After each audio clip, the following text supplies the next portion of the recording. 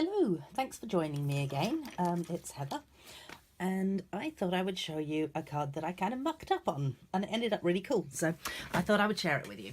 So what I was actually aiming to make was this cool card. So it kind of sits up like that, if you can imagine it. Ooh, am I actually getting this in the picture?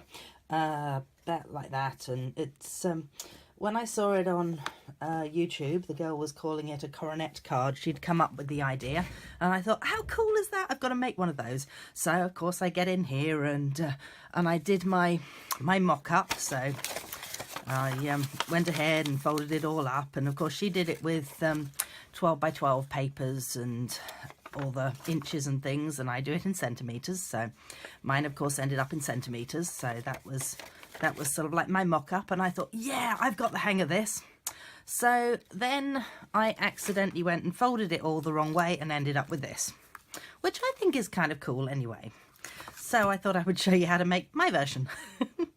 Okay, so I actually made two of them, so woohoo, go me. That's the Celebrate Your Day, Happy Birthday, which I thought could be a guy or a girl card. And then this is probably just a girl card, but it's kind of cute. It says hooray, and it uses those beautiful petal promenade, I think it's called, the papers from that. So how do you make this weird looking card? Oh, I'm glad you asked. Okay, so what I've done is I've got my normal card, so voila, normal card. Okay, then enter dun, dun, dun, dun, the stamping trimmer, because it also has a scorer. Thank you very much, whoever put that into my mind. So when you make an A5 card, you're scoring it in half at 10.5 centimeters. And I want it the other way up. So you've made your A5 card. Now what you want to do is actually have these bits folding on to themselves again. So put it in upside down into your scorer, and you want to score, oh, where's my glasses? Oh, this is terrible having to use glasses now. I'm not used to it at all. So 5.25. So basically you go to the 5.2, and then you just take it a fraction over that, and you just want to score it there. And that will give you that part. So then you just want to do the same thing with the other side. So we'll just pop it into there, and 5.25, hang on, 5.1, 2 and a bit. Just make sure it hasn't moved. So then I put it in the wrong way up, but never mind, you get the drift. Whoops.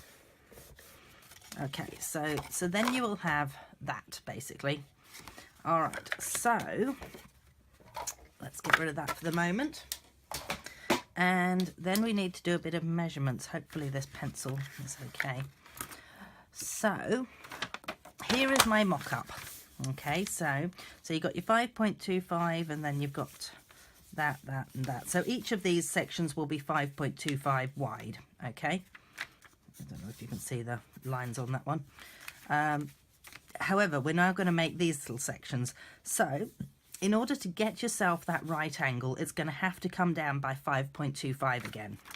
So then we go in and we measure it, and we go 5.5 goes to there, and 5.25 goes to there. Okay. So the other bit that you also want to measure, might as well do it while we're at the same point, is 2.5 centimeters in each direction. So then we'll just do 2.5 and 2.5. Oops, and a half. There we go. All right. So what we're now going to do is make score marks. Go me. So this one goes to there. So score that through. And might as well do the same one, same side. That one goes to there. So they're basically going to this point here. And same on this side, going from there to there, and there to there. Voila. And the same thing on this side. So I would say I'd done this earlier, but I haven't. So you'll just have to bear with me a second. It won't take long. That's that and that. Okay, so now you've got these score lines here. So what you want to do is the first score line, actually, what's easiest is if you just bend them both ways. So, might look a bit cack-handed, but it's just nice and easy to do it that way, and it gives you where your bends are. So when you open it up, it'll look like that. So then you can do, so you can push one up and push one down. So push that up, push that down, and then fold it in like that. And then you've got that, and you've got that, and voila. And I've done it a different way again. So actually, I think what I did was the other way around. So that one probably pushes out. Oh, gee, obviously you can make this card various different ways. Hang on a minute, what have I done? That goes that way, that one goes that way. This would be good if I could get it right in the first place, wouldn't it? Let's fold those bits in, shall we?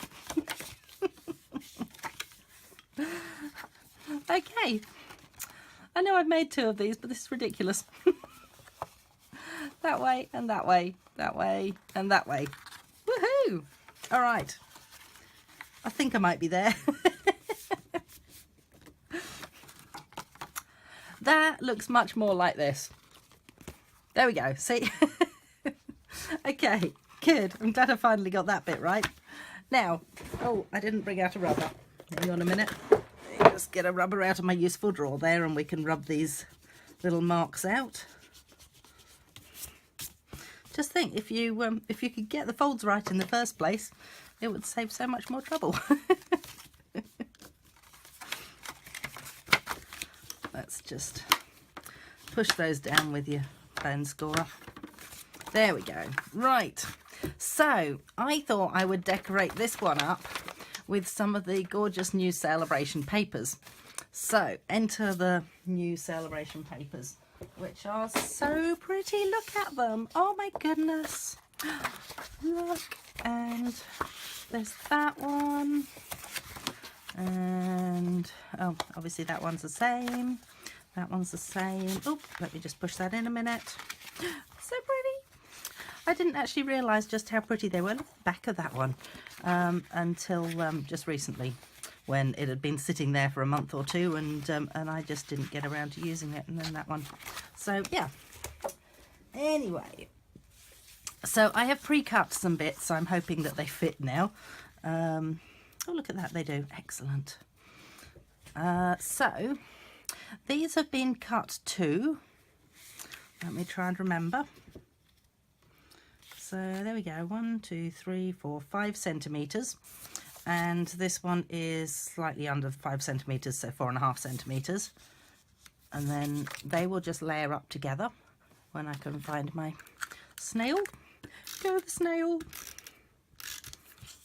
If anyone has trouble actually using snail adhesive, what I recommend is actually put your finger on top of there and make sure that it's not wobbling around when you put it onto the surface, and then you'll be able to draw it along and it's not going to give you sort of like a partial bit.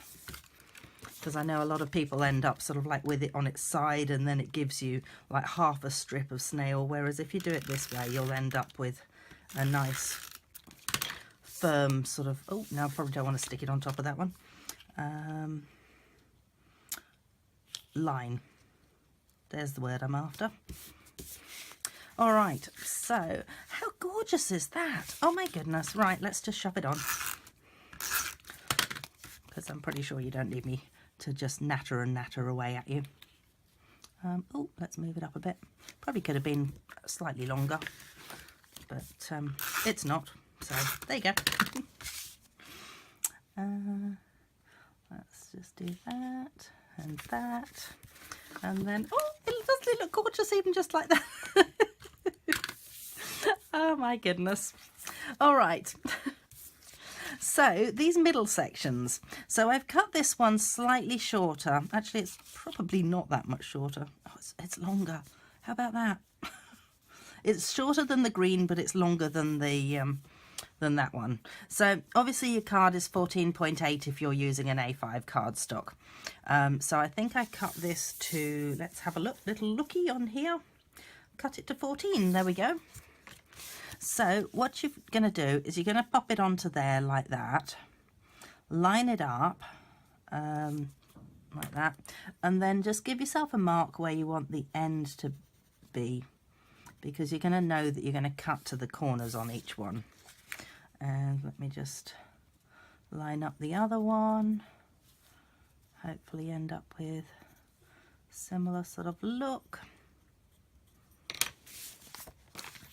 And then once again enter the cutter, because then you can go from that point there to that point there, and we can whip that bit off. And the same with this. I really hope I'm not shoving my head in the way for you, but if it is, what beautiful hair I've got, hey. Okay, so moving on to this one.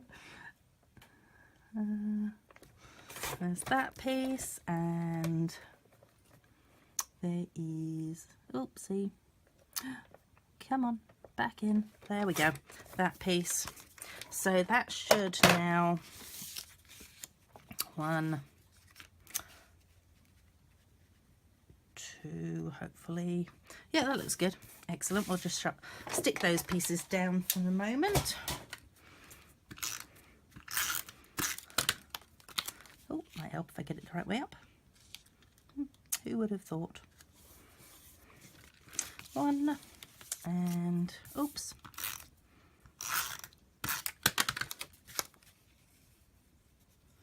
And 2. So there we go. Now the other bit that I've decorated up is this little section here, which we can do from this. Now, try and remember how I did it. So it's like that. And in theory, it should be, why isn't it? Oh, it's probably because it's over. No, I actually cut little bits for this when I did it, although I'm sure you could use those. But I'm just gonna go back in and cut the bits for it like I did the first time round, rather than fiddling around. So I've got that I had it at 2 by 4.7. So this is in centimetres, by the way. 2 centimetres by, oh goodness me, get back in there, by 4.7 centimetres. So get out of the way, these bits. 4.5, 6, 7. I hope you can see this. I hope I'm actually managing to get it in the right place. 2 by 4.7, 4.5, oh, 5, 6, 7, 7. So then we've got those 2 bits. Then what you need to do is, so you're going to cut one going that way. Okay. And then, so rather than cutting the other one going in that same direction, you now need to cut it going in the other direction, because otherwise you'll end up with bits that have to go up the other way round, and they're kind of the wrong colour for that. So there we go. So I've now got my bits. Oh, got all my bits. Yay. And let's move this down, and you'll see now why it is that you needed them, oops, to be cut in different directions. So those ones will fit into there, and then those ones will fit into there. So let's go ahead and stick them down. Probably be a really good idea if I use scrap paper on this. I'll just use the other side of this. Oh, and plus the fact it's always good to open up the snail before you try and use it. Huh, who would have thought? So I've got 1 down, and oh my goodness, now it's going to stick to it. 2 down. Come here.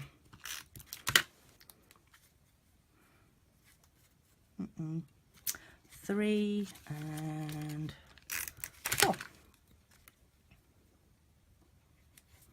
So I have no idea what to call this card, by the way. So if you can think of a particular name for it, then do let me know. Otherwise, it's just a fancy fold card. Fancy fold mistake card. Anyway, let's pop those to one side. Now, the other thing I thought I would do is decorate it up with these beautiful butterflies, which I happen to have a few prepared from earlier. But I have got one here that I thought I would show you how I created it. So it's from the Butterfly Gala Photopolymer stamp set, and we're also going to use the matching punch. How convenient. So let's put that over there again. So I've obviously already stamped it. Now I stamped it with Stays On, da, da, da, da, and then I've gone with watercolouring. So I'm going to use these 3 colours here. So I've got Highland Heather, Balmy Blue and Calypso Coral, and I'm just going to open them up like this so that they've got a little pool there. So all I've done is squish the ink pad together to get a little pool on there, and then I'm going to use my aqua painter. So you want the butterfly a little bit damp to begin with, then you just take some of this and you go ahead and colour it in, and then you find your tissue, which is currently looking quite pretty, really, isn't it? Anyway, moving on. So let's add a bit of purple around the edges. So we've got a bit of Highland Heather. What a good name, hey? How would they know to call something with my name on it? And then maybe a little bit of the Calypso Coral. And there we go. Oh, starting to look a bit muddy, actually. I'll just add a bit more colour. So if you want the colour to be more vibrant, you just use less water with it. And then just a case of leave that, and when it dries, it will dry to look... Oh, it's one of the old pads, and then the other 2 are new pads, which are quite convenient to stack up and do things with.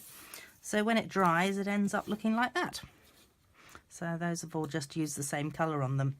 So then I just thought, well, you know, we could just add a few butterflies here and there. Maybe like that. All right, enter the Tombow, because I've gone ahead and curled my butterflies slightly so that okay, that's probably a little bit too much Tombow.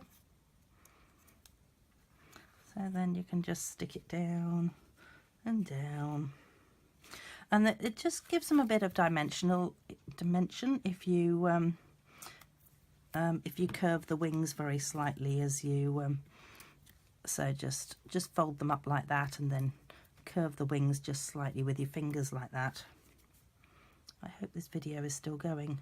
I'd be most disappointed if I get to the end of this and stand up and find that it's stopped. And that one there. So then you've got your butterflies, and yeah, it'll still fold away, or you can just have it like that in the mail, actually. Then the last thing I wanted to do was just to use a saying, because I figured that, you know, most cards really do need a saying on them. So I thought I would use the Highland Heather because it seems to be a nice predominant colour in this. And I have a little note which has come out of the butterfly set. A little note, and it also uses one of these stitched shape framelits, which you get rounds, you get squares, and you get ovals. And guess what I used? Okay, so there's that. And you know what, I think it would look kind of good with a little bit of a border to it. So I'm just gonna dip it in the ink like that, just to give it a little bit of a border. Yeah, I like that. And then we go with some dimensionals, and let's just make sure that we're going to put dimensionals on the right side, because if I put it right to the end, then I'll end up with a nice sticky bit. And I'm going to add a little note just there, I think. So, what do you reckon? My mistake card, and then of course you've got plenty of room to write on the back if you want to put anything onto it. And then when you pop it into the envelope, it can either go like that or like that. Ta-da-da! Thank you very much for watching and staying with me, and I shall stop now.